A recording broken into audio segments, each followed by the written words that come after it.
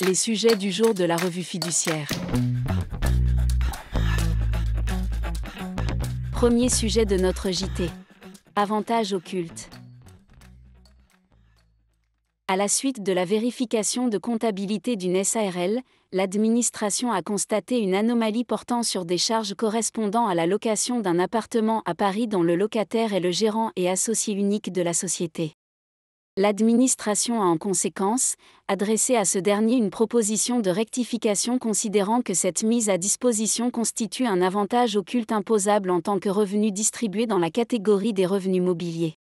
Ce dernier a contesté ce redressement, expliquant que cet appartement est utilisé à des fins professionnelles. Saisis de l'affaire, les juges ont confirmé le redressement. Dès lors que cet avantage n'a pas été inscrit explicitement dans la comptabilité de la SARL et que son gérant ne l'a pas déclaré en tant qu'avantage en nature, il s'agit bien d'un avantage occulte taxable entre ses mains à l'impôt sur le revenu dans la catégorie des revenus mobiliers. Deuxième sujet de notre JT. Campagne nationale pour renforcer l'emploi des 50 et plus. La ministre chargée du Travail et de l'Emploi a lancé une campagne en faveur des 50 ans et plus afin de lutter contre l'agisme sur le marché du travail et d'améliorer le taux d'emploi des 50 ans et plus.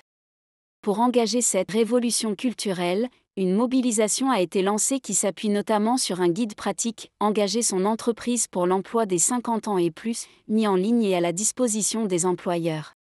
Ce guide proposé aux employeurs vise toutes les entreprises quelle que soit leur taille et leur secteur d'activité.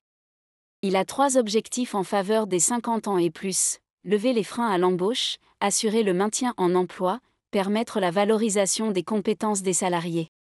Il se structure autour de 4 axes: le recrutement, l'accompagnement des parcours professionnels, le maintien dans l'emploi, la gestion de la fin de carrière. Troisième sujet de notre JT. Mes services cyber, des services et ressources cyber gratuits. Face à la multiplication des cyberattaques, l'ANSSI, Agence nationale de la sécurité des systèmes d'information, partenaire de France Nom, a lancé au printemps 2025 une plateforme pour aider tant les entités publiques que privées à mieux se protéger de ces nouveaux dangers. Cette plateforme s'appelle Mes services cyber. 100% en ligne, elle est gratuite et ouverte à tous. Les entreprises qui le souhaitent peuvent y faire évaluer leur maturité cyber en répondant à 6 questions simples. Après quoi, il leur est proposé une palette de services pour amorcer ou approfondir le renforcement de leur cybersécurité, en fonction de leur niveau de maturité. Pour les entreprises qui désirent affiner l'évaluation de leur cybersécurité, il est également possible de solliciter, via le site, un diagnostic cyber gratuit qui sera réalisé par un aidant cyber de la communauté Mon Aide Cyber. La plateforme met, en outre, à disposition un catalogue complet de services et de ressources, labels, outils, publications clés gratuits pour répondre aux divers besoins en matière de cybersécurité. Enfin, Mes services cyber propose un espace connecté sur lequel les entreprises peuvent poser leurs questions. Pour découvrir la plateforme, messervices.cyber.gouv.fr.